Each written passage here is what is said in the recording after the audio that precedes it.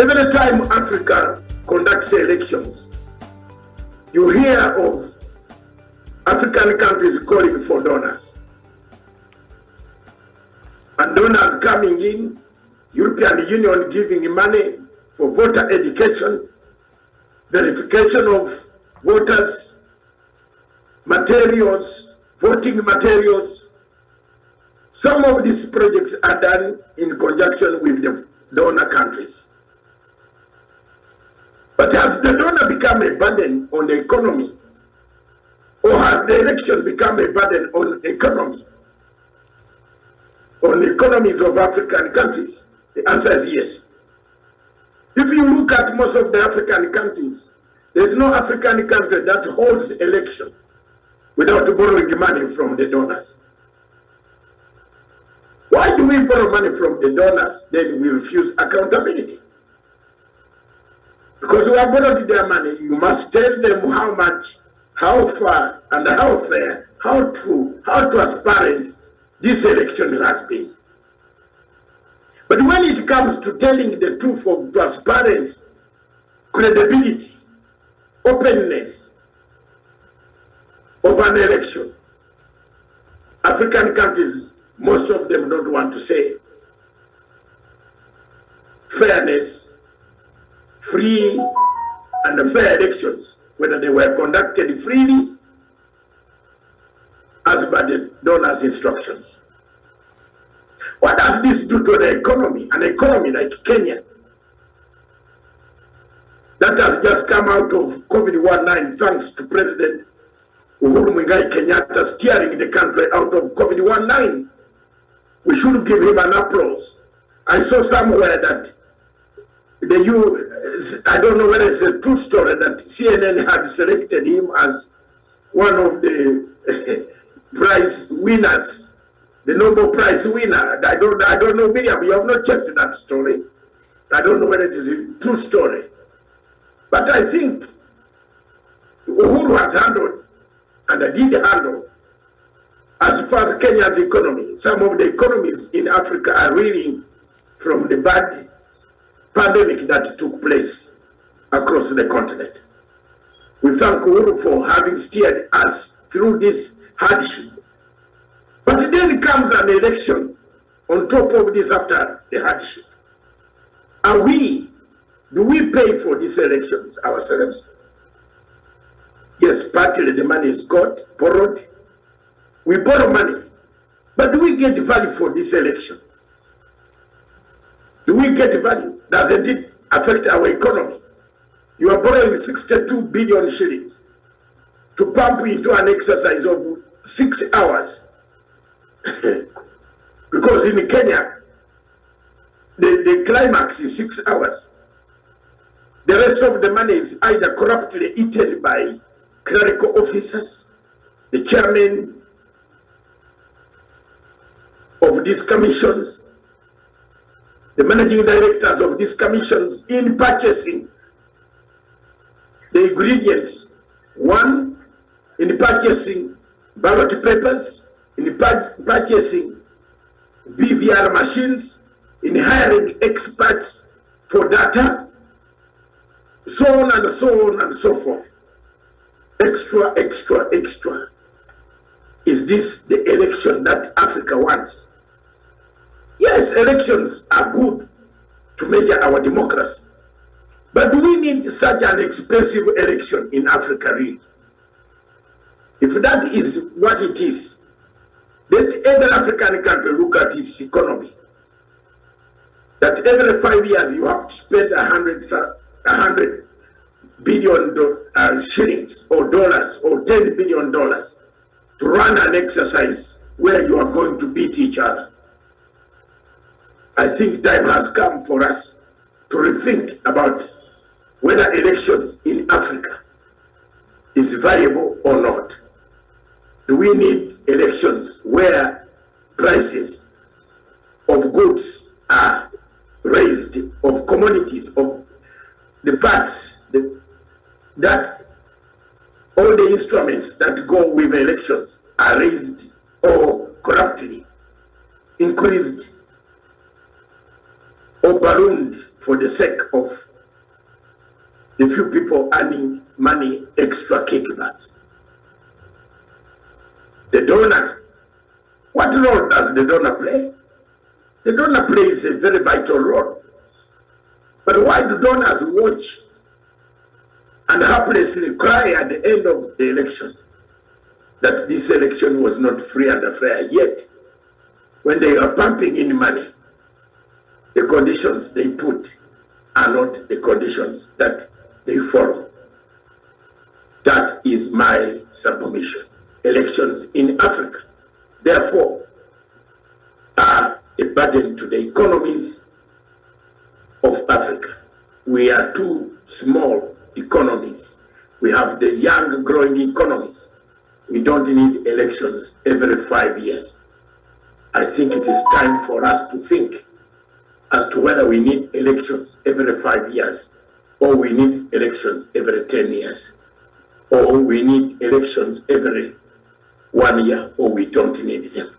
It is up to you, people in Kenya, in Uganda, in Ethiopia, everywhere, where you have seen elections sparking chaos. Think again.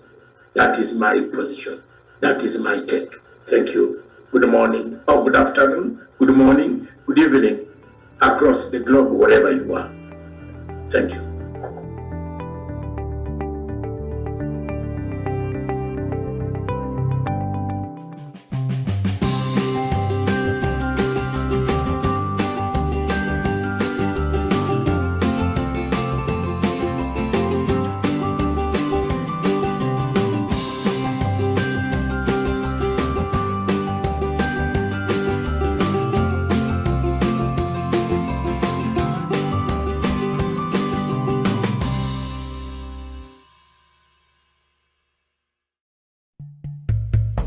Peace and unity define our primordial foundation on which Kenya has stood in defining its nationhood and creed.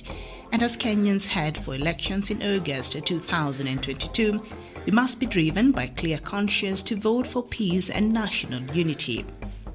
Kenyans are firm believers in cohesive society, and this is the reason many of our great leaders and Kenyans of all walks have consistently paid homage in song and dance, our collective strength arising from our melting pot of cultural diversity. Peace is the embodiment of our collective hope, zeal, and desire to build a greater common good for Kenyans. As Kenya goes to the polls later this year, every Kenyan must remember that elections are transient, but Kenya remains. We must therefore stand on guard to protect unity and together in diversity. As a country, we can collectively go far when we all embrace peace and national unity as part of the ongoing political campaigns during and even after the 2022 polls. We remember that the year 2018 remains focal in our history because it reminds us of greatness of a republic among the community of nations when we rose above parochial politics to concert our efforts to building national peace and unity. We must all think in reflection of President Kenyatta's consistent call for national unity and peace. In the famous words of our national anthem, "May we dwell in unity that endures all Kenyan generations." Unity is the pedestal of our collective effort to build better and stronger society.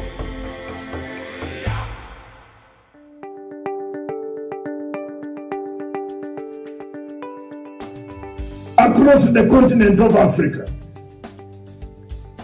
electoral bodies or institutions are mandated to conduct elections in a free, fair, transparent manner. The history of Africa is replete of several difficulties emanating from elections and electoral bodies. Electoral bodies in Africa, institutions, have never been, apart from 2 or 3 countries in the rest of Africa, have been the cause and the main source of conflicts. The preparations of an election is not a one-day exercise of casting the vote. It is the voter education, It is the cleaning of the voter register. It is the preparations of the candidatures of various candidates that will come into this election. But while this is taking place in many countries, especially in South Africa, where they do the election very smoothly, the rest of Africa has got a shortfall. In the countries, namely Uganda, Kenya, Tanzania, Nigeria, Malawi, Mozambique, in the countries like the Democratic Republic of Congo, in the countries like Libya, in the countries in West Africa, in Ghana, yes, it has also been relatively not bad.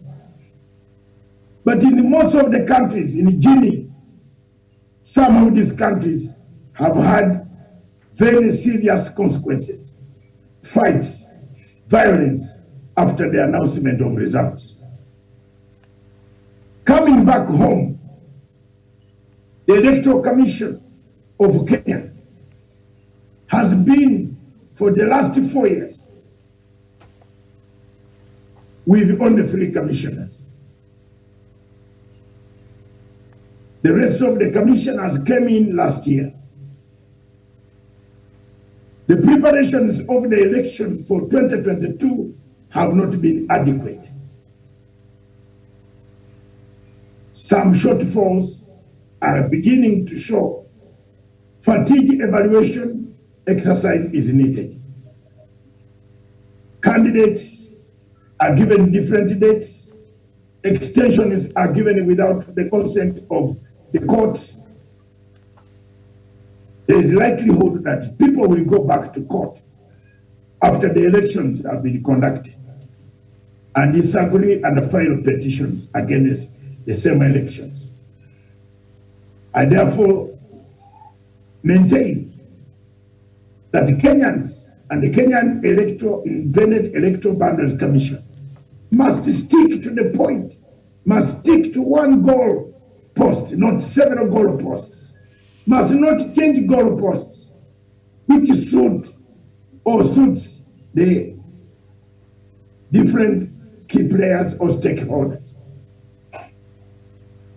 By the Constitution of the Republic of Kenya, Article 81, they are supposed to conduct a competent, accountable, impartial elections. But if you are going to tell people dates and change dates without going through the court process, it doesn't become competent. Is there a question of incompetence? Partiality? Is there a question of non-accountability that is coming up? What has caused the problem? The malaise in the IEBC. Is it the money? Have they got enough resources? Were there enough resources to be given? Did the government give them enough resources to conduct this? Some of the shortfalls that we see. These questions remain to you, Kenyans. It is up to you to clean your mess. The mess can be cleaned. The parliament is still alive. The parliament is still alive. The unfairness within the judicial, unfairness within the electoral systems is beginning to show up daily.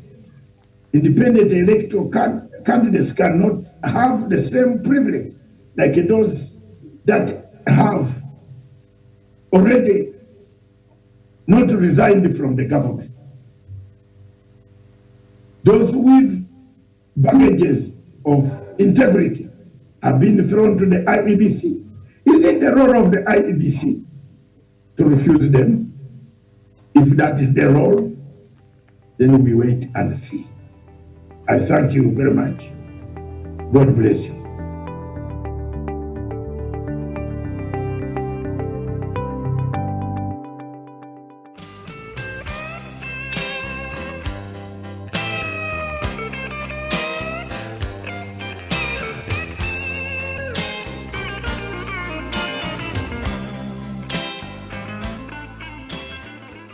The government of President Uhuru Kenyatta earmarked several dam construction projects under the Big Four flagship projects to boost food production.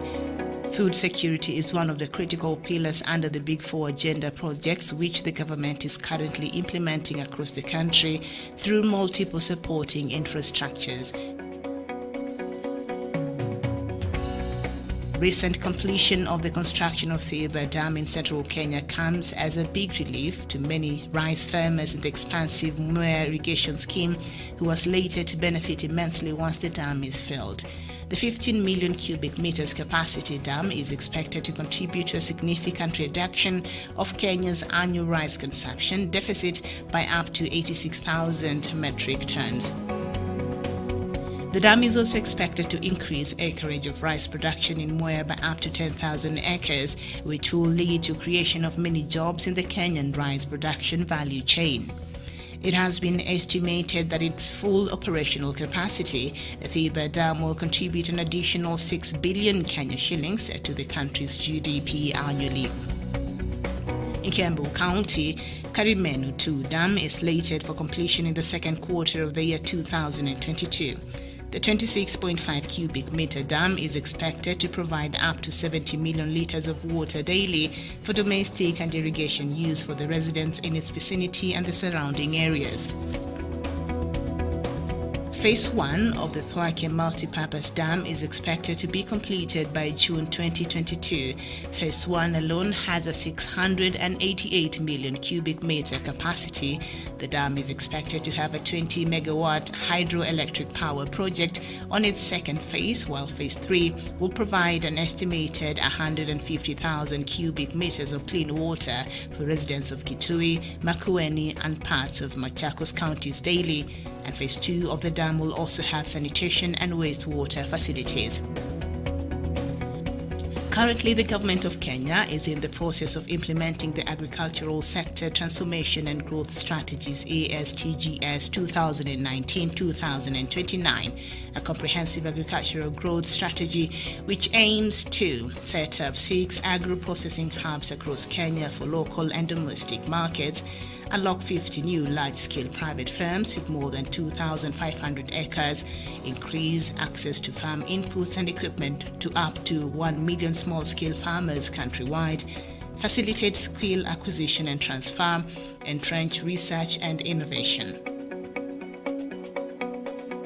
The decade-long agricultural transformation strategy contributes significantly to the realization of not only food security, but also making agricultural sector profitable to many Kenyans that are employed in the sector.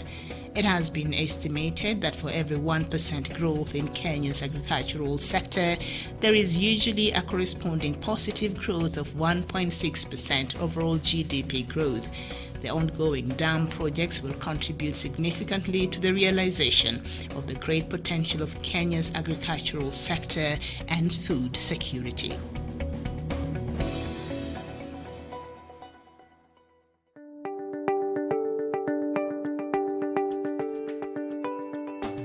The new danger for Africa is elections.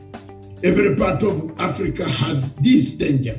Every country where you mention elections, there is always chaos. When you talk about elections, there is always apprehension. There is a state of confusion, a state of apprehension, a state where people are not sure, a state of panic, a state of violence, a state of not knowing what is going to come. Even people reach the extent of packing, even people reach the extent of hoarding goods. Even people reach the extent of hoarding money. We are aware that some people are hoarding money to say that there will be an election, expecting bad results always on the continent of Africa. Why do we expect bad results in our own after 66 years of independence? One.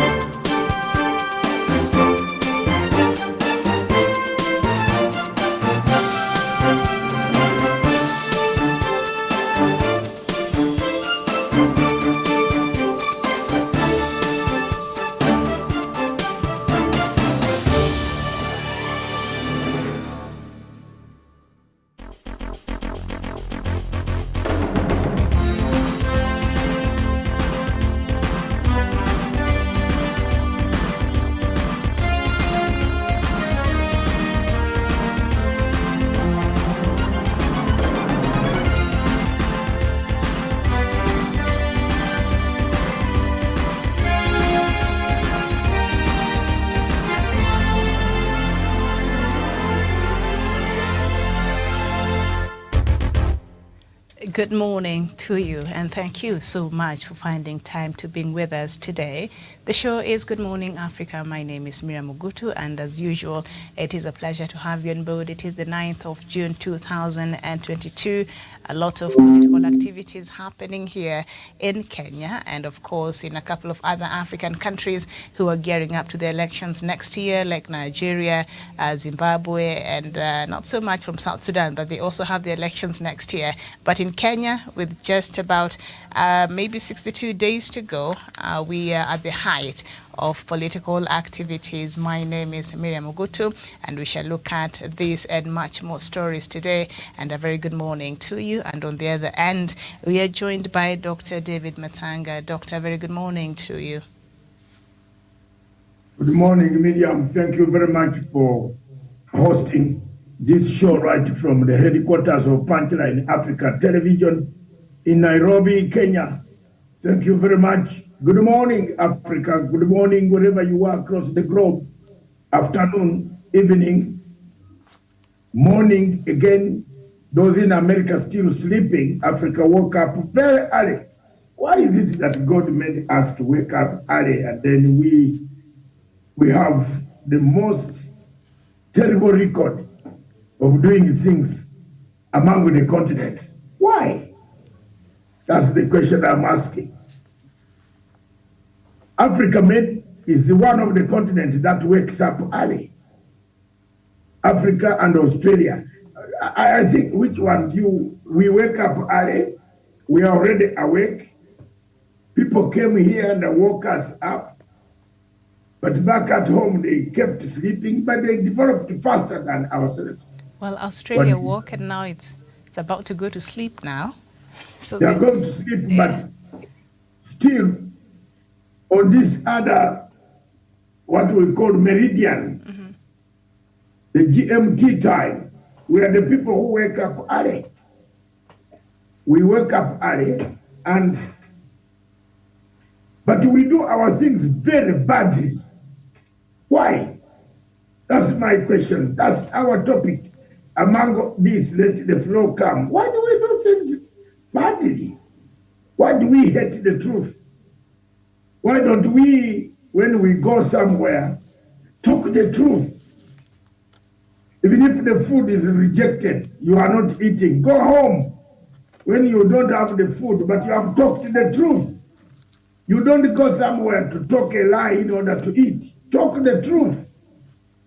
What happens to Africa? The cost of everything is high because we don't plan. We don't plan. That's our topic. Now, is Africa ever prepared? Good morning, Africa. All right, and before we get into that topic and so much more, let me just bring us up to date and by going through the headlines this morning.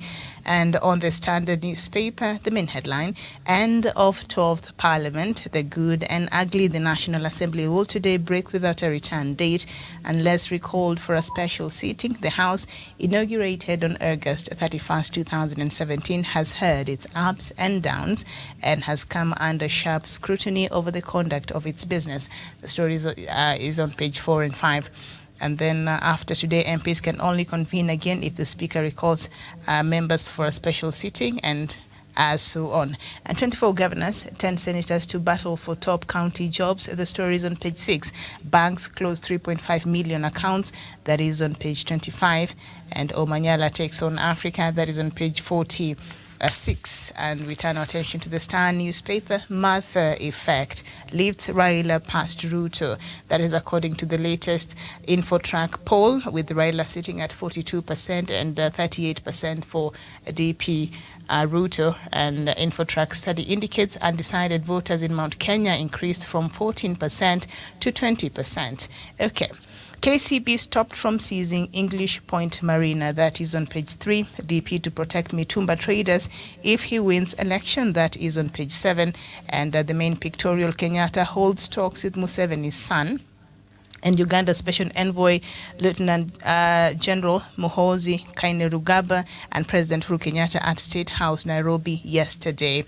That is the main pictorial. And of course, milk prices to remain high until supply stabilizes, says Livestock Permanent Secretary. And I saw there's the supply is back in the supermarkets, but the prices are still high.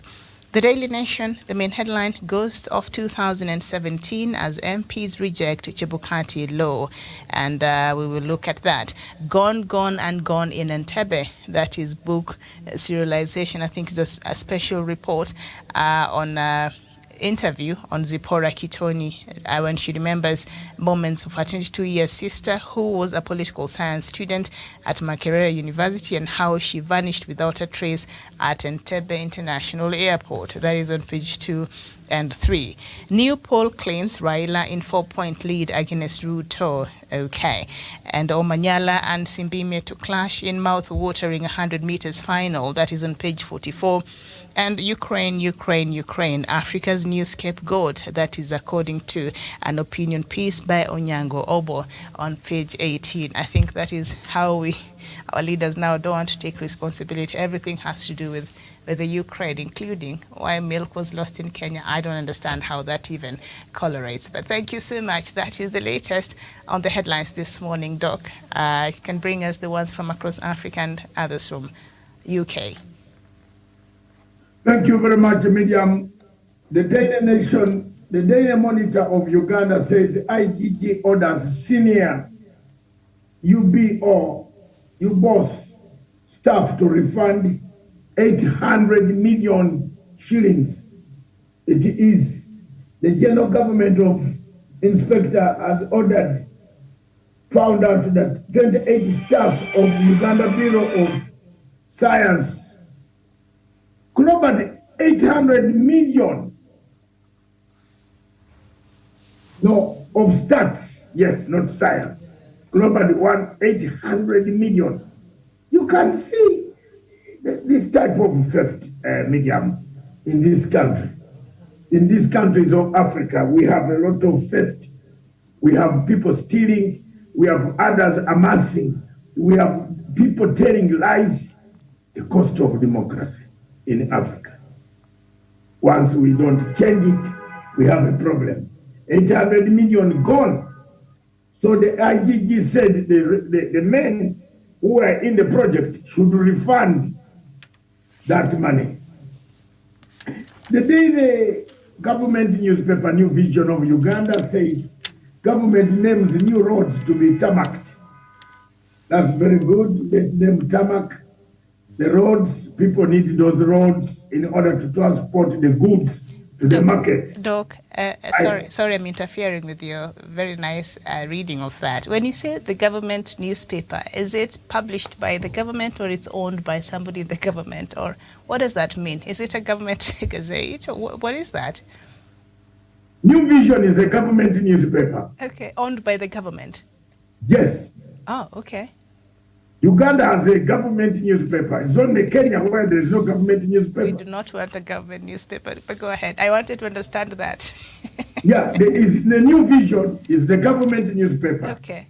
The Daily Monitor is the private-owned paper by private citizens, and now, conjunction with the Daily Nation of Kenya, Aga Khan bought shares in the Monitor. But the government mouthpiece is New Vision. Yes, it's New Vision. So it's not just a government mouthpiece, it is owned by the government. Yes. Wow, okay. I did not know that. Thank you. Every time you say that, you usually get confused, but thank you for that clarification. Okay, go ahead. It's a government newspaper, the story, again, which is on the Kenyan paper about Muhoozi delivering a message to Uhuru Kenyatta in the State House here in Nairobi, where you are right now. Thank you very much. And then we have the daily news. So, Miriam, get it very clear. Whatever you see here, yes. If you have a story here, this story here rarely criticizes the government. You can't criticize the government. No. If the government of Kenya decided to have a newspaper, nobody will even buy it, because Kenyans, I don't know, nobody will care to buy that. We are coming to that. Yes. We are coming to that today. Okay. And today we talk with hands off, gloves off, the behavior, our mindset, the cost of democracy. When you talk the truth, if you want to die quickly, come to Africa, talk the truth, stand and tell people that church leaders pick money from politicians, and then they come to tell us not to go and pick money. The church leaders will pray for you until you get an accident.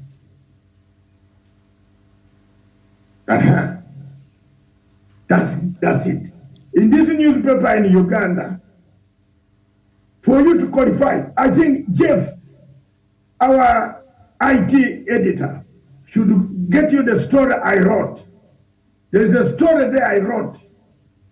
Jeff, get that story. When Besigye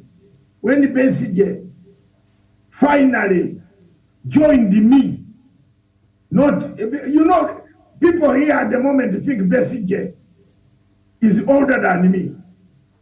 Besigye joined me in a struggle against Besigye and a group.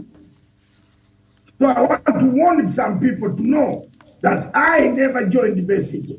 Besigye joined me because Besigye is the one who made the rules that have taken him to Ruzira. Besigye is the one who laid the bed. And in Africa, there is one thing, Miriam, which you should always do. When you are making a bed, don't put thorns. You know, what do you call them? Thorns. Miriam, look here, please. Thorns. Don't put them everywhere. Because you might be forced to sleep on the thorns. So basically, joined. Look for that story where I said, after the plate of Besigye, in the government newspaper, after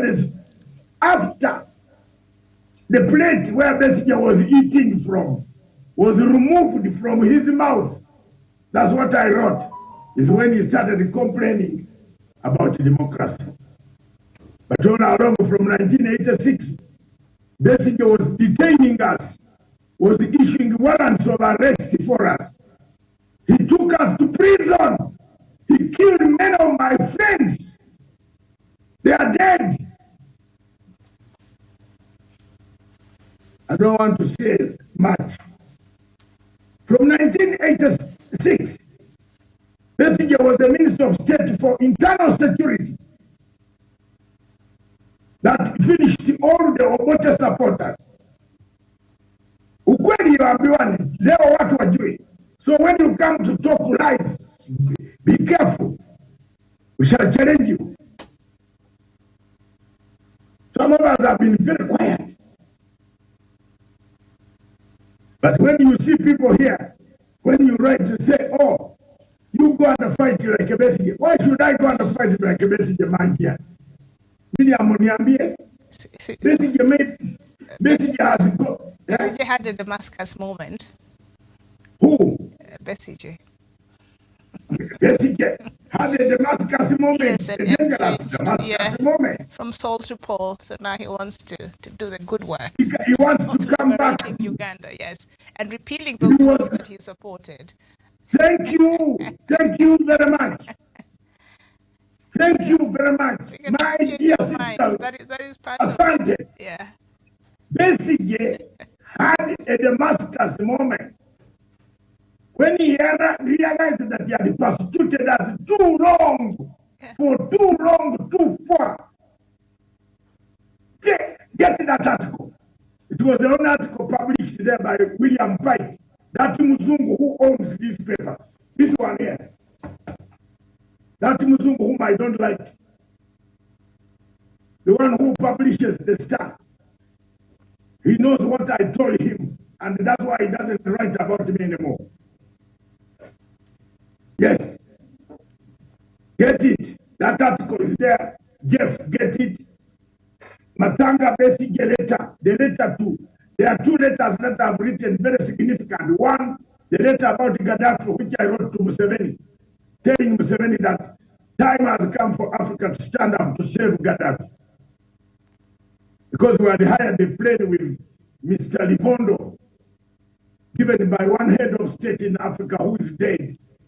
The plane was on its way here, but the French, on its way through Tanzania, they said, oh, Sarkozy had already ordered the bombing. So we were let down. Bifondo is a great guy. We are let down. We are going to go and save that son of Africa who was killed, brutally murdered. His country was the best on the continent. Look at where we are now. By now, Gaddafi would have already sent free oil, fuel. By now, you would be saying, every country come and pick some fuel. You will pay later. Where are we now? All African leaders, their mouths are open now. They don't, you know, the cost of fuel, Miriam, this is a talking show. The cost of fuel is reaching £100 in Britain. To fill a car, £100. Jesus Christ. Excuse me, are you hearing what I'm saying? Mm-hmm. I've told my wife to pack and I use the train. Be going by train. Wachana hiyo na mama. £100 mimi si hiyo pesa mingi sana. Fuel was £20, you fill the tank at 25. Sasa unasema £100. This is small. They are saying is a medium car. What about Gazola? The Range Rover. The Range Rover. So thank you very much. Your basic joined us in the struggle against what we had started from 1982. Join again. I don't know how many Damascus moments basically has done. 1982, he joined the struggle the other side. 86, he continued slaughtering us, issuing warrants of arrest for every force about the back movement man. It was called FOBA. They nicknamed me the leader of FOBA. Medium, this is truth. It is there. FOBA leader. FOBA. FOBA.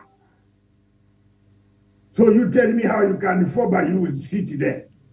How many of our friends disappeared? Where is Amoni Bazira?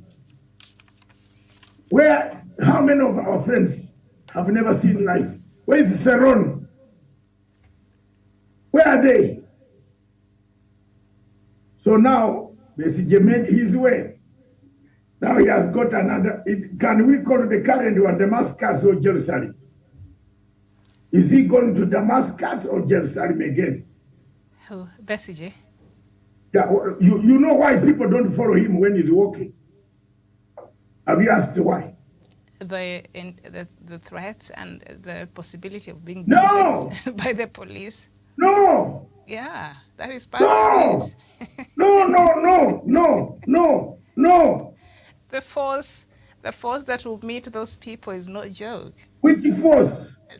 Uganda, in fact, they don't even send the police, they send the army. Can I? Yes, there is a force. Let me tell you. It's an actual threat. Miriam. Yes. In the name of God. Yeah. The struggle between Besigye and His Excellency President Museveni is personal. Yeah. There's that aspect as well. Let's leave it to that. Yeah. Let them sort it out and not include Matsanga. Matsanga is the original fighter against them. And they should know that until we go to the grave.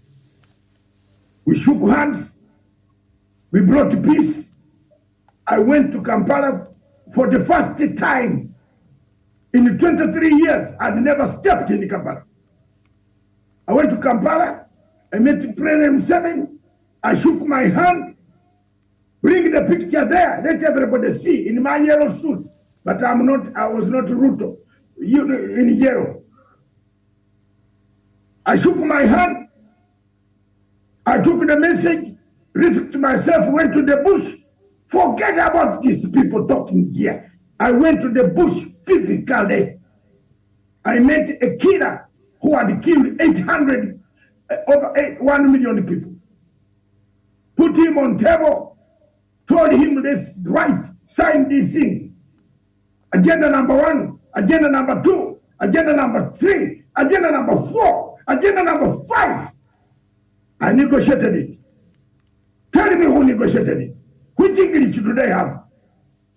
I and Riak and Rugunda, Chisano, we brought, I crossed 50,000 URA troops from Eastern Equatorial to Western Equatorial and the ceasefire. Who has ever done that? Who? When I said that we can fight. Who has ever done that? South Sudan was created after crossing those troops. You remember South Sudan? How these guys were blowing all the cars going to Juba taking food. The peace returned. And Your Excellency President Museveni, Your Excellency Chisano, all leaders of Africa, never will violence again come back to that region. Because I shook hands, and in my tribe, look at this hand, Miriam. In my tribe, when we do this, we don't come to box you. Because it is an abomination. In my tribe, when I shake your hand, it's an abomination. And I come back with a fist, it's an abomination. I don't come back to beat you. I did what Ugandans, we went into Uganda and walked around all the districts. I was there. I'd never gone to Uganda for 23 years. But I went there, Miriam. We asked everybody, what do you want to do with the rebels? Forget about these things that there are people meeting rebels here in Nairobi. If you don't do what we did, you are wasting your time. And I want to tell you frankly, people hate me. In fact, I'm now prepared to be hated. But mark you, there is a road ahead there. Like that Ruto, there is a road. Where going? Yes, and Huyo Ruto. Yeah. Huyo Ruto kabisa anajiringaringa. Anaambia watu I go and fight for Rule 67, 8. I'm detained by the Dutch police. This stupid Ruto tells me, Harari Matanga, wewe, zungumza jina yangu mzuri wewe. You can have your country, but don't zungumza my jina. Wachana na mimi, niko na where I can sleep. I have not stolen any money to build a house. I've worked voluntarily to defend the people whom I didn't know. Show me one house they gave me. Sitaki mtu kuzungumza jina yangu. Wacha nikuwe mbaya, ikuwe namna hivyo. Usizungumze jina yangu. Mungu ndiye ananisaidia. In this country, I know who are my friends. And I know who are my enemies. And I thank my friends who have kept me, who have helped me. But I don't like friends who use me. Hiyo ijulikane kutoka leo. I've stood firm.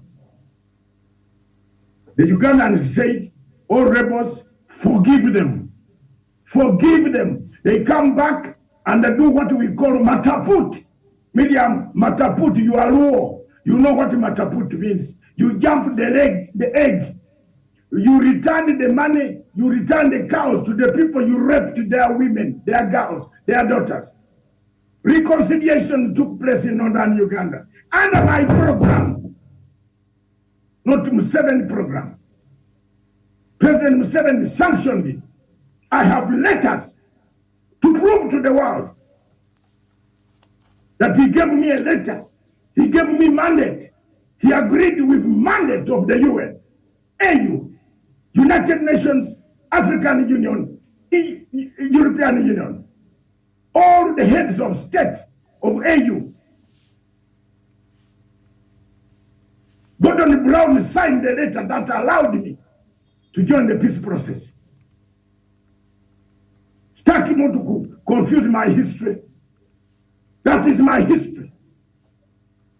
I did the peace process, delivered it. Not a single gun, not a single man who came back and joined the UPDF Miriam has ever killed anybody. They are in the UPDF. They are the people doing the good job in Somalia. They are the people doing the good job in defending Uganda. Or the boys who came back under amnesty. Those who refused, like Ongwen, like Kony, and others. I'm not an international policeman. I was told my terms of reference was Uganda peace process, Miriam, isn't it? I finished it. We closed. Dr. Yakamacha was the chief mediator. He's now also a fighter fighting Salva Kiir. That's the cost of democracy in Africa. You see, Wakana Rugunda is a special envoy. If anybody wants to hear the truth, let Wakana Rugunda be called and be asked what exactly. If we are not leaders, if we did not go to the bush to seek ourselves, two of us, with Kisano and Riek Machar, let God kill me now. Rugunda is the Prime Minister of Uganda? Yes, the former Prime Minister. Oh, former Prime Minister. Yeah. Yes. Yes, and for viewers. And we secured the peace. We got the peace. The guns could not finish the peace. His Excellency, the President of the Republic of Uganda, knows I have never asked for a medal. Not even a half a medal. They have never given me.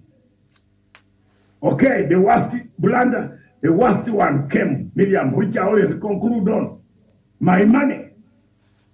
My money. My money. $332,000 of allowances that are accumulated that was going to be paid by the European Union. My president said he will pay and ordered Rugunda and Amelia Chambade to pay. I'm saying this so that the son of the president hears this step. I don't want it to be misunderstood. I have no problem with the government of Uganda. And I don't have anything against whatever they want to do. They can do their things. Mimi, I am out. I'm a global citizen. I have never called for sanctions against my country. I'm not stupid like Morgan Changara and Nelson Chamisa and Bob Wine, a guitar man who plays guitar and fails to know politics is not a guitar. Yes, I'm not the best.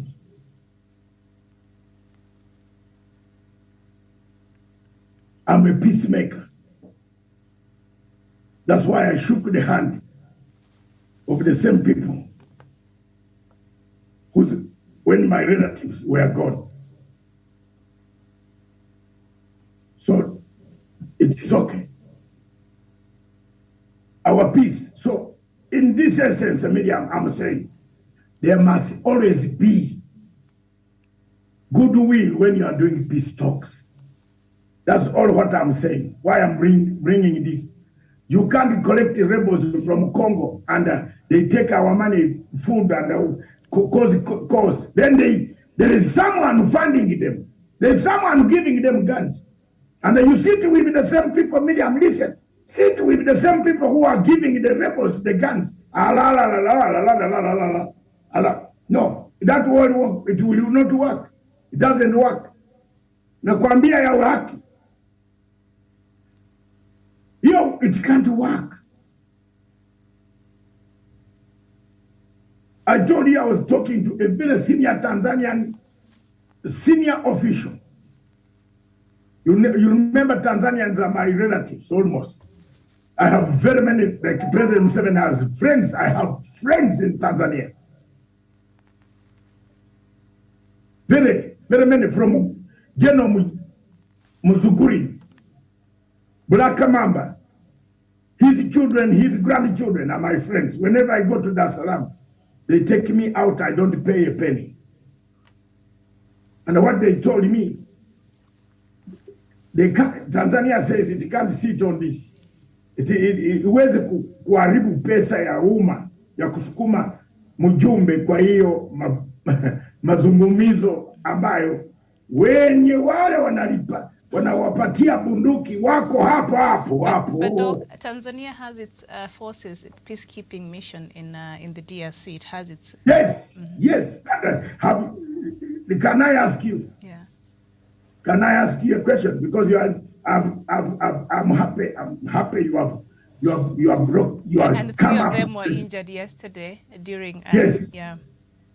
They are now being attacked. You see who is attacking them?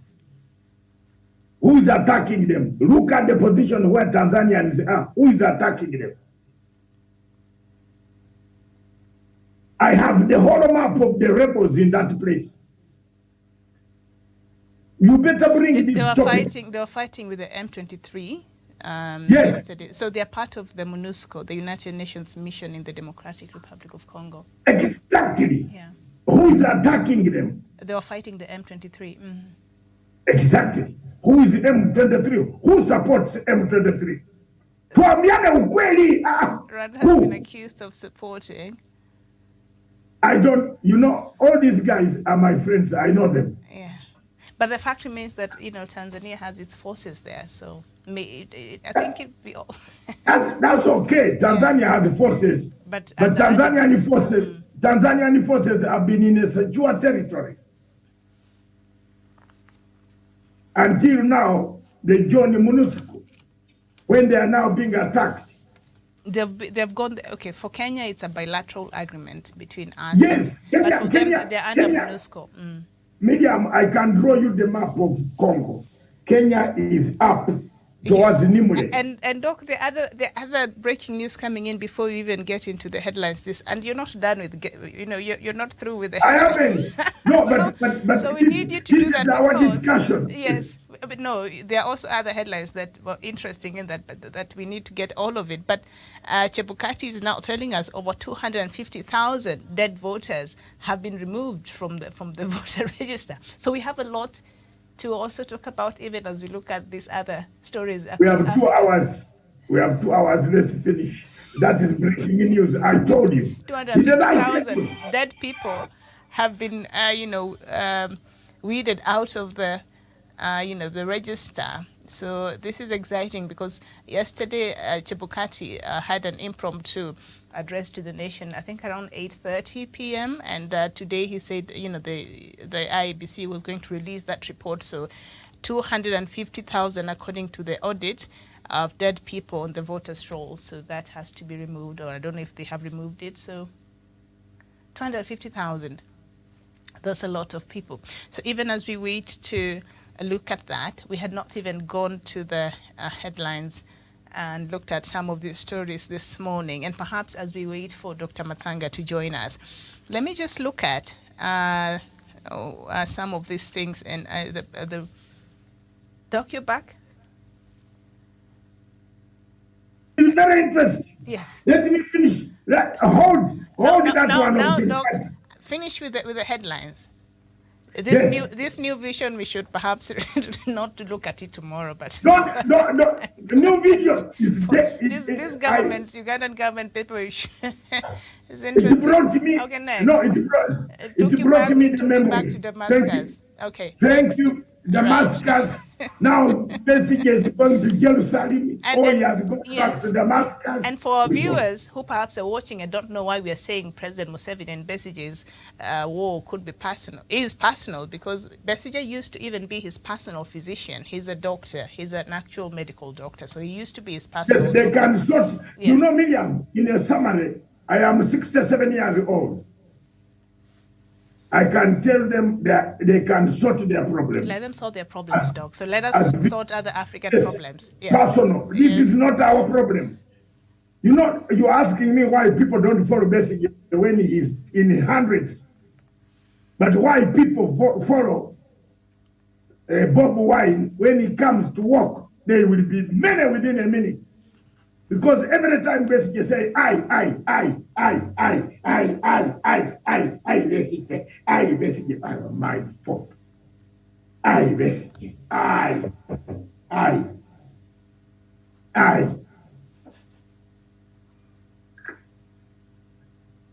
Okay. The Guardian. I'm sorry. Nigeria. You know, Kenyans here have thought it is only Besigye who has fought for freedom. I've fought for more freedom. I've fought for freedom for Uganda, for parties to return home than Besigye. When I was fighting for parties to return home, go and check the BBC, check everything.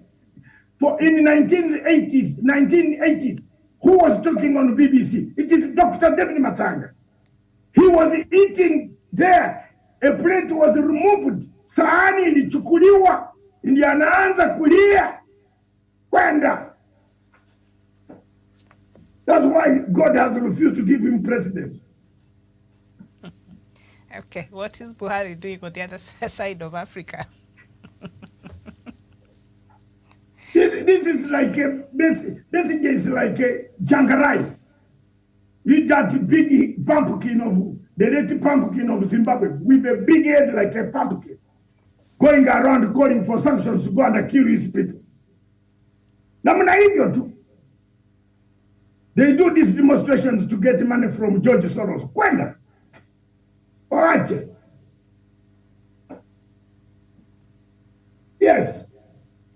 Mwingine anatoka anakimbia America, wanampatia a few dollars. Have you seen Matsanga running around looking for dollars? Za wazungu. Me, the only person who has given me dollars is Mugabe. He's dead. Now I've remained like that. He has ever given me his wrong money. Kwa mfuko namna hivi.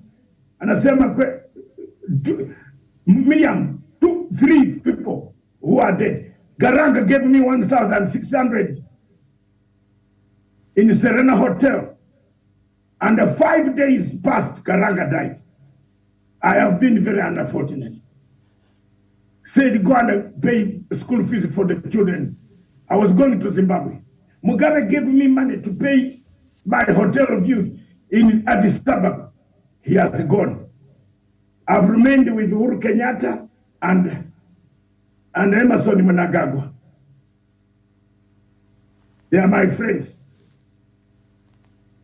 I don't think Uhuru Kenyatta can ask who is Matanga.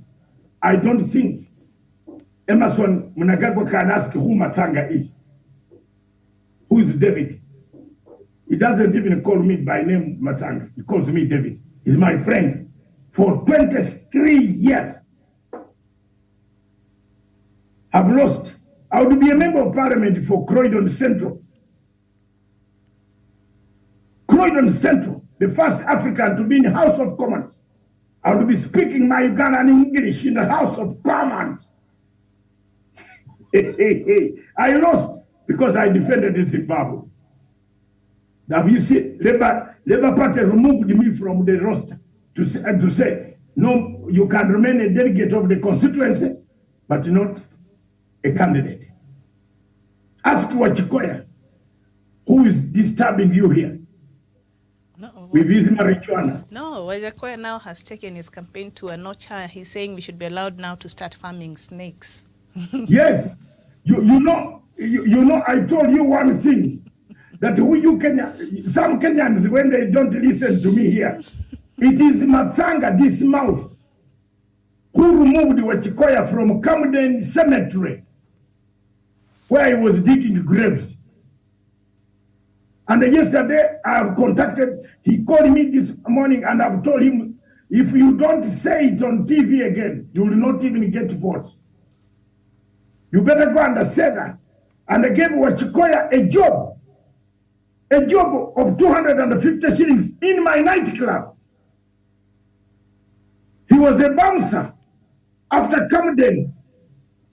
He was working for me as a bouncer. Now he's saying he wants to grow snakes. To kill, to bite who? Huyu mtu needs African cleansing, akate mbuzi. Allahu Akbar. Well, God forbid me. I gave this young man, Wachikoya, a job on my door, on my nightclub, called Club 791. Google it. It is Mathanga's nightclub. The property, I left it to Ugandans to run because I'm my age. That was my nightclub. I removed him from digging the graves. So huyu mtu anaambia watu sasa mfanye snakes. Tomorrow is going to tell us to herd lions. I don't know which kind of snakes to sell faster. Is it cobra or python? So I don't know. Let's proceed, Miriam. I don't want to make you laugh anymore. Thank you very much, viewers. This is Punchline Africa Television, the only online television that speaks the truth. If you want it, come here. Forget about these other papers, newspaper, that TV. When you do things like English people. You have been colonized. Your mind is colonized. Me, I'm not colonized. My mind is very open. And I do my TV in a different way. Miriam, have you seen 842 hours in Sky News? This man here, look at me. Someone has never even worked in Sky News, then he says he challenges Vatanga. That we grow snakes, we grow what? Now we are going to grow sheep. Sheep, yes, but snakes to bite who?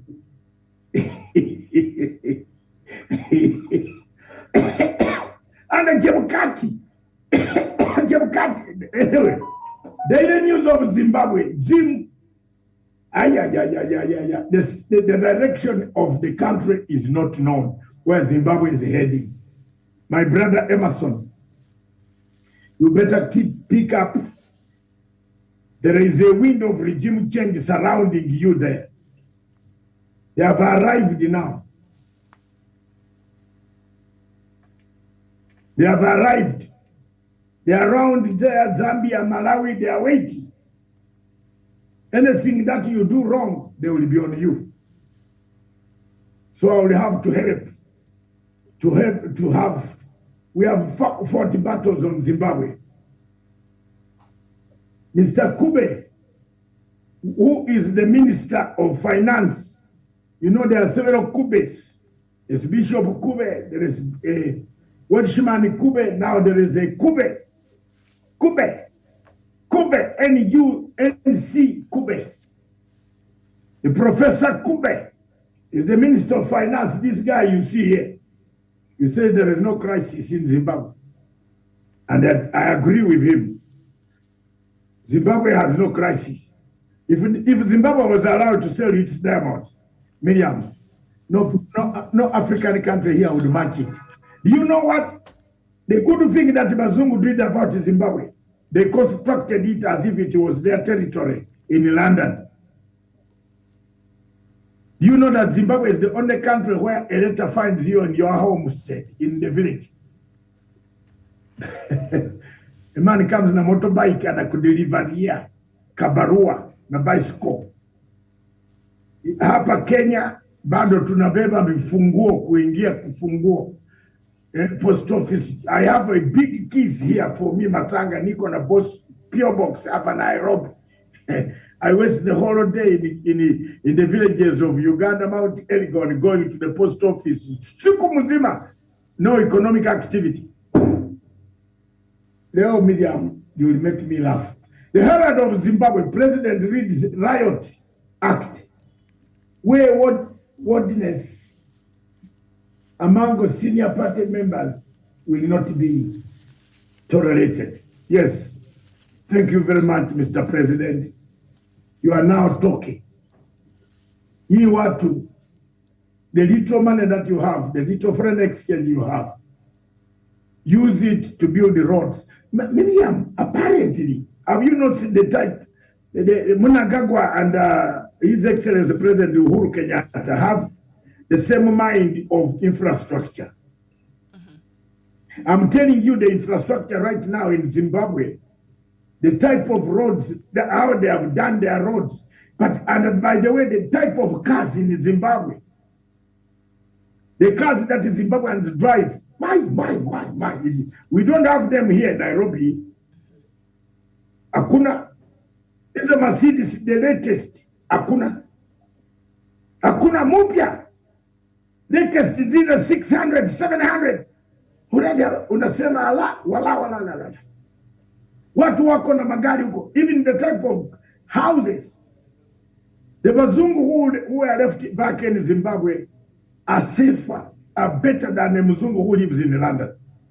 Because the type of house with the weather on the farm, you don't need anybody. You only need sleep to catch you. And the sleep always comes when you are in a better house, Miriam. Not in a house where you are fearing thieves are coming to take you. So thank you very much. The Herald, the president is reading a riot that he is not going to allow people to be corrupt, people not to do projects, and so on and so forth. And you know, my friend Chiwenga married General Constantine Chiwenga, my good friend. He married another beauty, General Kano, one of PhD holder. Ala, what? Tuko sawa. I think mzee siku moja atakuja tukunye maji. Asante. The Daily Telegraph of London. Price of filling up average car. Wow. It's 100 in London. I've already touched that story. Petrol used to be a car with food for 20 pounds, 25. Iyo mafuta imejaa 40. Range Rover 45. So hiyo yangu kama mtu ako na yuko ni tuma message waweke kipande for sale. For sale. Uza. Wanipatie something. I don't have money at the moment. I need it to be sold. Because now, there's nobody going to drive it there. I will buy when the fuel has gone down. But the point is the fuel going to go down? The point is Russia going to stop? The point is the West going to stop arming Ukraine? The point is, one day, Ukraine could send a small missile to hit one of the capital cities of Russia. And the Miriam, we would have called the third world. We are looking for it. And all these countries have nuclear. So wewe kama unasoma Bible yako soma mzuri tunaenda. We are going. We are going before Wachikoya brings his next. We are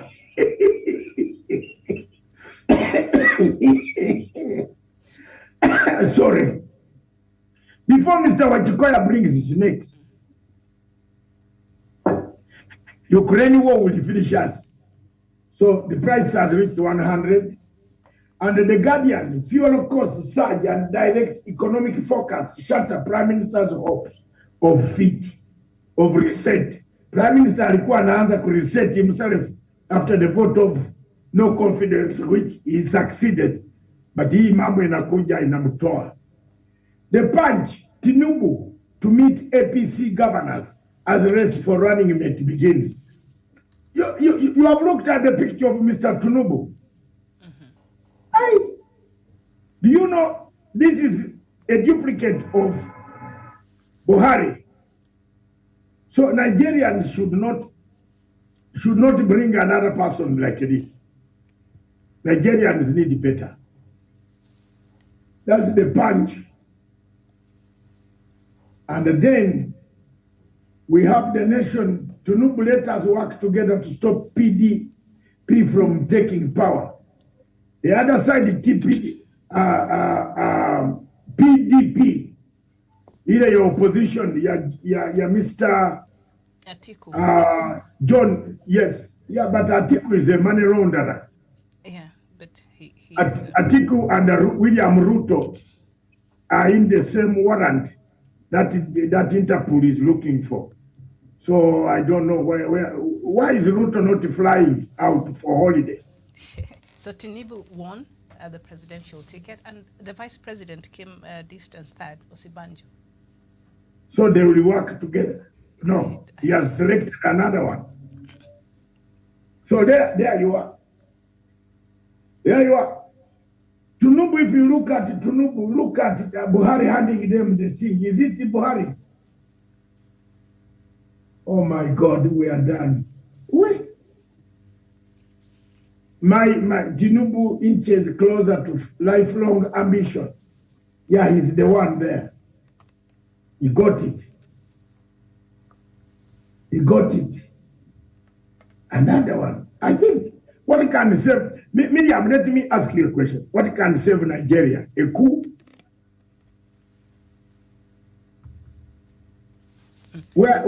Yeah, a coup to clean it up. Yeah, I think when the majority of Nigerians get tired of whatever is going on in their country, I think they will decide what will be the solution for them to have good leadership. Because as it is right now, they're complacent because they're not calling out this bad governance and leadership that is going on in their country.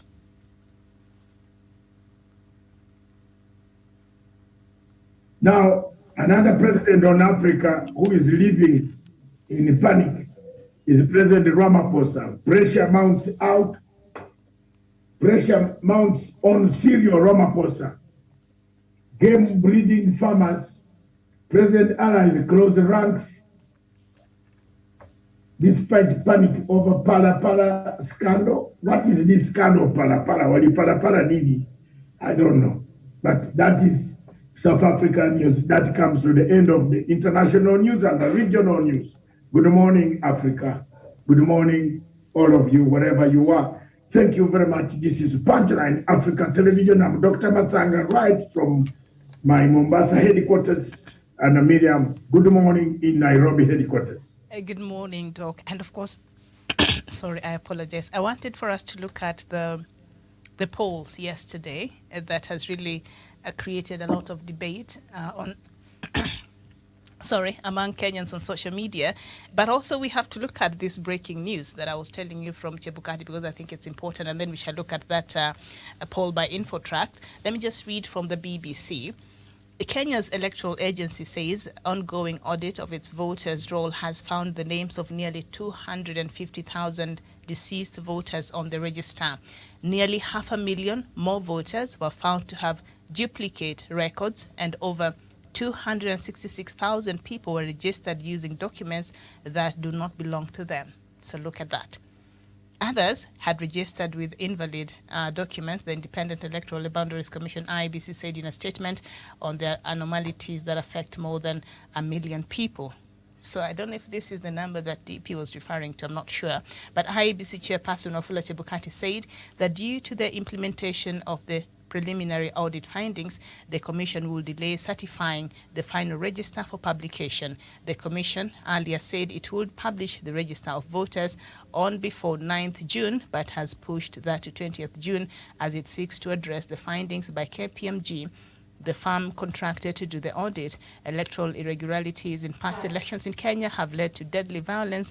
This year, elections will be held in August. So, Doc, when you look at these figures, 250,000 people are dead. Still, their names are on the register. So IBC has to take its time and remove these dead voters. And another 500,000 voters were found to have duplicated their records. That means, 500,000 of them, they've duplicated their records, and so that has to be sorted out.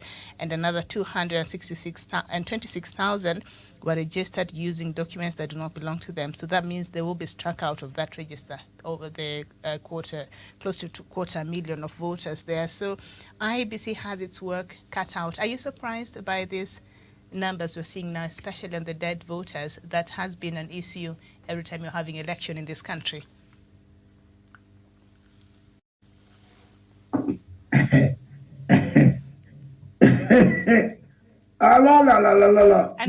And they're slightly over a million or close to that. So could this be the number Ruto was complaining about the other time?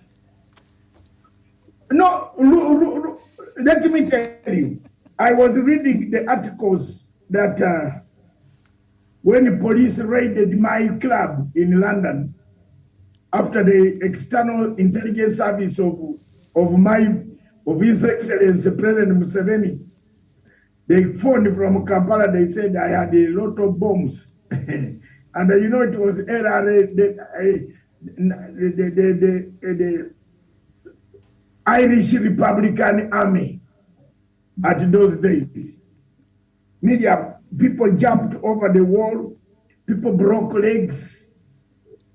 But you know, in London, the police, the army, the judiciary, everybody they are level-headed. They said after that, they trusted the call.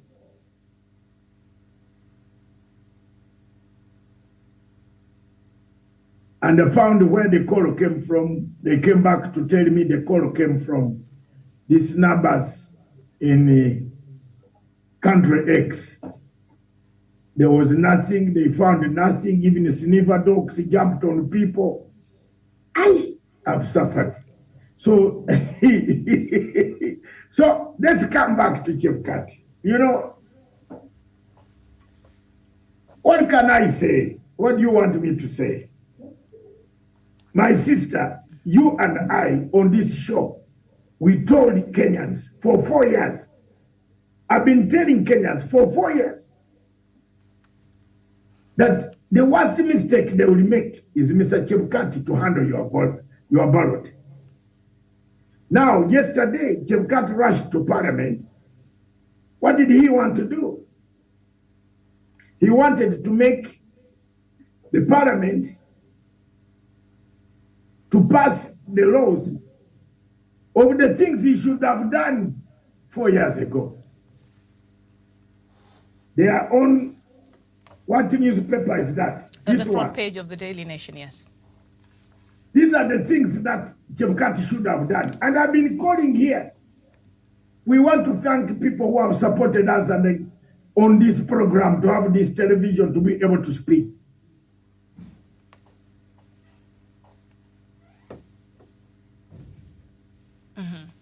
We apologize. There seems to be a connection problem there from Dr. Matsanga's part. So let me just read that story that he's referring to on the front page of the Daily Nation. And Ghost of 2017 as MPs reject Chebukati's laws. The first one, the 3G internet coverage and alternative results transmission guidelines for 11,000 polling stations without 3G coverage, including moving to nearby covered stations. I think that is some of the suggestions, some of the changes that Chebukati wanted in these new electoral laws, and the technology upgrade of poll kits and elections data transfer from 2017 server. The Commission has awarded the 4 billion Kenya shillings contract to Dutch firm Smartmatic. And then, so these are the issues that Chebukati is dealing with as far as, preparation of this election is concerned. And of course, server details to access to election system logs and server, especially by political parties who have argued against the security of the database. And then result transmission, provision of elections results, live streaming portal, and clarity on whether results read at the polling station are official and final, and system testing and public dry run of results transmission technology, which according to regulations should happen by close of business today. So that has not really happened. So a Parliament's rejection of new regulations intended to seal loopholes at IEBC that forced former CJ David Maraga to annul the victory of President Kenyatta in 2017 has thrown the Electoral Commission into a spin barely 60 days to the general election. So the story is on page 4 and 5, and I think it's important as we wait for the doctor's connection to be back for us to just have a rundown and see what's really happening, because I think this is very important. And parliaments are okay. The National Assembly threw out the amendments to the Elections Act on the grounds that they were submitted late, had errors in drafting, and that there was no public participation. The Independent Electoral and Boundaries Commission, IBC, had sought to address pitfalls in results transmission where there is no network in gazetted polling stations, the provision of key elections data, including on access to the system and details of technology and machines used, and the appointment of deployment of returning officers. So these are some of the things that the IEBC was seeking to change as far as the electoral law is concerned. I think a lot of arguments by even Kenyans, and what Dr. Masanga has just said a while ago, these changes I think were presented just a couple of months ago, sometimes back earlier this year, and you wonder, Chebukati knows very well the grounds by which the 2017 President Kenyatta's win was annulled, but he's been sitting pretty all this time. He had a good 4 years to try to rectify and see how some of these laws could be changed so that we don't find ourselves in the position even the Commission found itself in 2017, but he did not see it fit to use that timeline to perhaps go with his Commission and look at that ruling from the court and see, because that ruling that nullified President Uhuru Kenyatta's win also was an indictment on the part of IEBC, because the elections were found not to be free, fair, and verifiable. That is just one, and also some of these things were violated. So it was an indictment on IEBC's part for failing to give Kenyans elections according to our constitution. So that would have made for a good time the last 4 years for IEBC to sit down and look at that judgment and see on their part what can they change and what can they do different, even as we're ready for this year's general election. But apparently IBC had other important things to do. So now, just a couple of months ago, that is when it was seeking to make some of these changes. And we've had these conversations here before, and Parliament has rejected some of these amendments, and which now leaves us in the same position that we were in 2017, and also sets ground for a possible challenge of the results of these elections, in court after the general election later on in August this year. Now, the historic decision which happened in 2017 by the bench, led by the then Chief Justice David Maraga, made Kenya the first country in Africa and only the fourth in the world where a presidential election result has been overturned by the courts. Parliament's rejection of the IEBC proposals means that the agency might be stuck with the previous rules. Although Parliament said the draft regulations were thrown out for late submission, IEBC chairperson Wafula Chebukati more than a year ago told the media that the proposed amendments had been handed over well in advance to the lawmakers, but the House had sat on them. So he had handed over these amendments earlier, according to Chebukati. The same lawmakers who threw out the regulations belong to the political outfits headed by the two leading presidential candidates, Deputy President William Ruto and former Prime Minister Raila Odinga, who have been faulting the IEBC for not updating the rules to address the faults identified by the Apex Court. And that is very interesting. So we are stuck with the same rules, and so it is going to be a challenge, I think, for IEBC. Some of these things that it needed changed, especially on the transmission of the results, and also in places where there's no coverage, the 3G coverage. He had proposed some amendments on that, and how that was going to be handled. And this is quite something. So, Doc, we apologize for that, but you're back now. So go ahead. Yeah, I am back. I think the IABC have connected my laptop. so that I don't talk about them. Or maybe we just need to check your Wi-Fi also. No, the Wi-Fi is the best. Okay, sawa. Aya. It's the best. Thank you very much, Miriam. The IBC, there's something which is very strange here. And let's talk about it soberly. A bad election in Africa is equal to a war. If it is, especially Kenya, if an election in Kenya is badly arranged, just say it will end up in tears. So let's not allow this to happen. What are these things that are missing? Let all stakeholders of Kenyan government, the president, leader of opposition, leader of Azimio, leader of UDA, Ruto, and others, and all stakeholders in this election, sit down, form a special committee expressly to look at what is the problem with this. We have wizards, computer wizards, ICT wizards that Mr. Ruto has hired from Russia and other places who are going to interfere with this election, and they could cause us a problem. So for me, I'm just telling you, I am Paul preaching to the Gentiles, to the Jews. I'm a Gentile preaching to the Jews. This is the exact number that Ruto was talking about. So how did Ruto know that these people were missing from the register? Is he the one who planted them there to see that they have been taken away? Because Chebukati has now not explained to us, where are the people that Ruto talked about? Where are they? Mm-hmm. Are they now missing?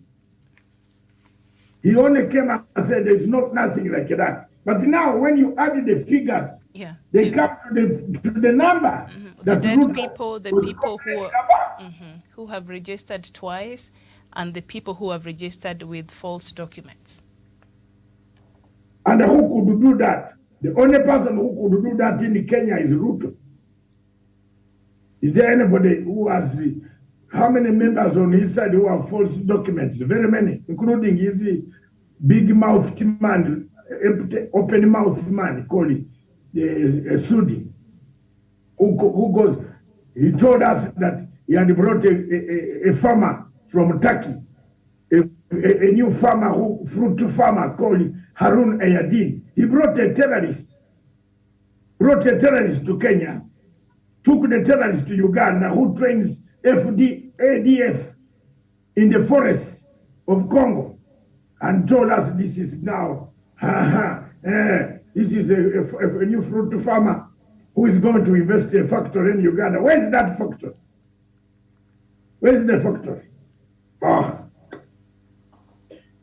Miriam, this IEBC, there's something that is very wrong. And my sister, believe me or not, if I am not wrong, something is not very right. And it is going to boil and burn people. You know, when the water is boiling and you tell people it's boiling and they tell you it's not boiling, at a certain time it can boil beyond and the sulfur bursts or breaks on the pot. The pot breaks and burns people. This is not an election. This is just a joke. If you see the people, how can you tell people? How could you kill a man who is saying he is going to grow snakes? Do we have integrity? Do we really have integrity anymore left? The next thing is that rare snakes like South Korea. Yeah, it's a delicacy for other countries. And he was saying particularly that this needs, so that we harvest the venom and we package it and sell it as an antidote, I believe. So he seems to have a plan there. I don't understand his ideas sometimes, but I will try. I will try, and I'll go look up on that You snake will, matter and you see. will try to eat a snake. Not really, but I'll try to perhaps read through, and maybe that will help me understand why he thinks this is even a good idea. I'm scared of reptiles. I don't even like seeing a snake, so So now I'm supposed to farm them. I don't know how this is going to Miriam, work out. Miriam, let me ask one word. Yeah. If alcohol alone has made people fight, what about marijuana? Marijuana. We call it marijuana or marijuana, whatever it is. It's a bad thing. Like you also, you don't want to see a reptile. I don't want to see cigarette. A cigarette is not marijuana. It's they're different. Cigarette Yeah, is medium. They are the same. They kill you. cigarette is more dangerous to your lungs than weed. Yeah, they kill you. They all kill. The smoke goes inside here. Yeah. Yeah. Do you smoke marijuana and the smoke out? It goes inside. So, what can we do with this Africa, surely? What can we do, my sister? It's the cost of democracy. It has become a long journey that we cannot afford.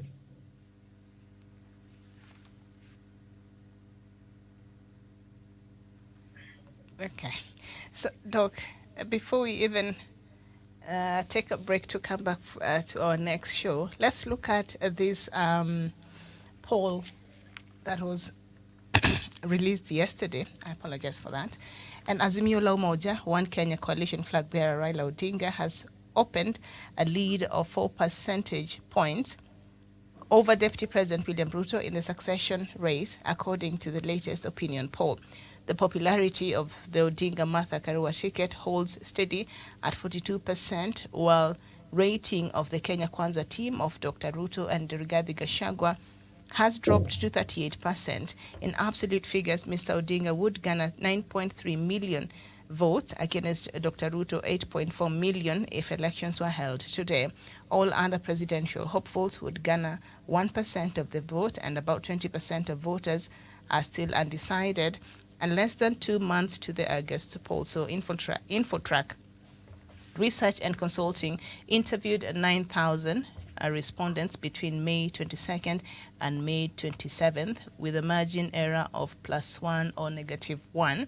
The poll was conducted a week after Mr. Odinga and Dr. Ruto had named their running mates, illustrating the influence of their choices on their popularity. And of course, this has been a raging debate, still ongoing when you go to Twitter. And the Kenya Kwanza team is not very happy with this new poll. But remember, the same Infotract has been bringing out these polls, and for a long time Ruto had been leading, but they didn't seem to have a problem then. And at that time, I think the Azimio guys were the ones complaining. But now that Azimio seems to be leading, and the key factor there is when they chose their running mates. And now Kenya Kwanza is saying, no, these people are paid to do this. It's all politics.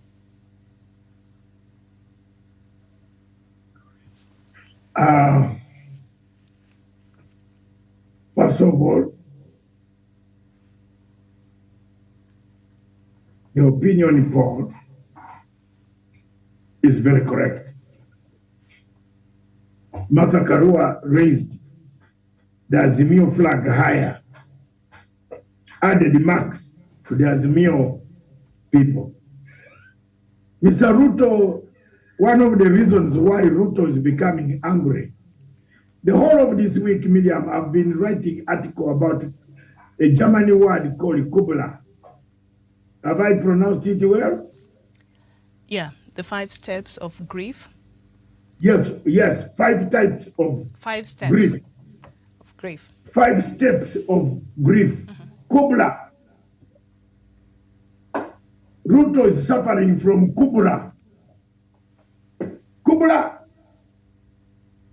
In fact, the DCI homicide department should take the gun away from Ruto, because Ruto could shoot people.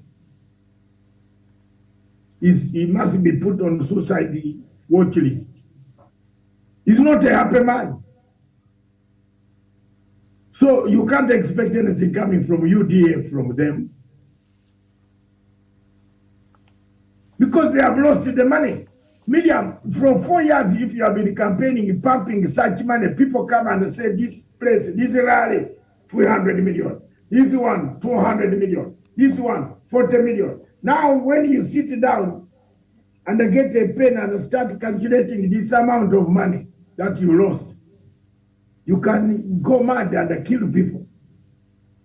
So Mr. Ruto is not a happy man, because the mountain where he banked all his hopes, the ground has shifted under his feet, because the Kikuyus are asking, why do we select this guy who tells us to go and eat rice in State House and forget about asking for our demands of projects? So the ground has shifted, and shifted very badly. The opinion poll, I predicted it. The last exit opinion poll, Miriam, will be around there, around 40, 53, between 51 to 53 to 54, plus minus, it will be around there. The winner will be around there, and that winner will be Raila Amolo Odinga. Thank you. And of course, the picking of Mr. Gachagua has not necessarily worked in the favor of Mr. Odinga, according to this report, by increasing his popularity in Dr. Ruto's strongholds. Instead, what we see is an increase in undecided voters in his strongholds. So what this pollster is saying, that, you know, as Doctor, you've said, Ruto has been campaigning, especially in Mount Kenya, for a very long time. So when they were holding these polls, Raila had not even held one single rally or campaign in Mount Kenya, okay? So that is when Ruto was leading. So once Raila and Azimio team started campaigning, and then later on naming Martha Karua, well, there was a high percentage of, assured voters in Mount Kenya, but now there seems to be a lot of them are rethinking their decision of supporting the deputy president. So a lot of them are actually thinking on how they're going to vote, so they have to actually weigh out, and these are the undecided voters. And Martha Karua seems to be the game changer here. They're not saying, what they're saying is regarding Gachagua has not worked in terms of helping in the popularity of Raila Odinga, but rather I think with the consistency and the selling of the agenda and the naming of Martha Karua, perhaps now voters are thinking, okay, maybe this is something we need to look differently. Maybe we need to interrogate the issues and the agenda these people are selling for us to decide. So there has been an increase of more undecided voters. I think sitting at maybe 22%, I read it somewhere, of undecided voters from Mount Kenya, which is a significant, number as far as voting is concerned. But right, Azimio seems to slowly but surely be gaining more support from Mount Kenya region. So this must be something that is keeping Ruto awake at night, because he was really banking on a huge percentage of the voters from Mount Kenya region. Should he rethink perhaps why he even picked his running mate, because that seems to be costing him now? First of all, Miriam, he must be thinking very, very, not only thinking, he's having a nightmare. When you see people laughing at you openly, your own MPs running away from the rallies where your deputy is conducting, then you better think of, why did I do this? Why is this? So he's not thinking properly. He's in chaos. I'm telling you. Mm-hmm. And instead of condemning this poll, I think this perhaps could be a good strategy. They could use the result of this poll to see how they plan their next campaigns, maybe increase their campaigns in Mount Kenya, because like the DP Ruto responded to this poll, he was not happy about it. He had nothing nice to say about it, but perhaps they could sit down, I think both political sides and anybody who is seeking, and Wajakoya as well, and the other candidate, sit down and see, okay, fine, so this is the work we have to do going by this poll, perhaps, to strategize on how to, do our campaigns and see if we can gain any momentum. I know when we're talking about things like this, we even forget Wajakoya is a candidate, but he is there. So this could be I think Wajakoya cannot sit down with Ruto. Wajakoya can sit down with Raila. Now, I'm saying all of them because Wajakoya now also is a presidential candidate. So perhaps such a poll can help them in how to even conduct, their campaigns. Use it as a, blueprint. And okay, fine, we see that we have this amount of support at this area. What can we do differently to ensure that we are able to increase our popularity and perhaps get a few more votes instead of just condemning the whole thing? It is true, yeah. But they can't work together on a common ground or polls. Each one here is looking for a seat. They don't like. You have forgotten, Miriam, we have this thing of tribalism in this country. Because this woman is Bito. She is Luo. She is considered that she has favored.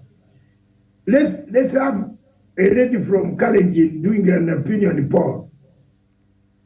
The side of Ruto, if it gives Ruto more marks than Raila, Raila's side won't complain much. They will work harder to reach that stage.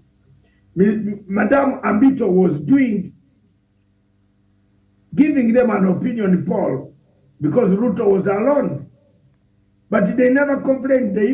Some of them liked her, thanked her so much for the opinion. Now, because there are people in the race, they have now started condemning her. But all in all, Miriam, East or West, this opinion poll reflects the truth.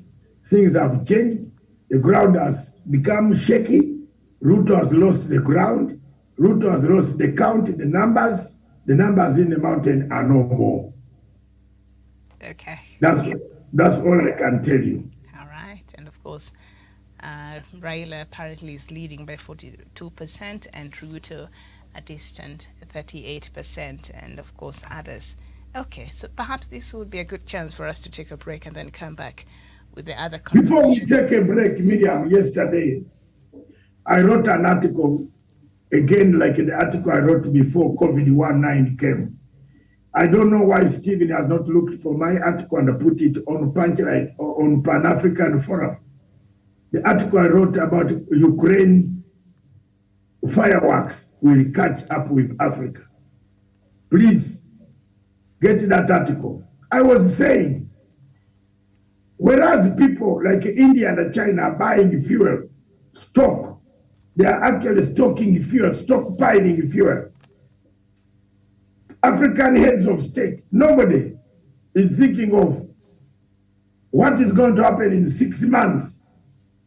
We are waiting for this fuel crisis to hit us harder. But Doc, even if we think about it, we don't have, perhaps a lot of African countries don't have the means and, what do you call it, the even money to do the stockpiling. So that is perhaps one of the key differences between how we handle the things here and outside. And of course, in many cases, there's not that good. Now you tell me Nigeria has no money? Well, they lack foresight. But thank you. The cost of democracy. The cost of democracy. Okay, so we will come back with that conversation. Don't go too far. Thank you very much. Let's go another.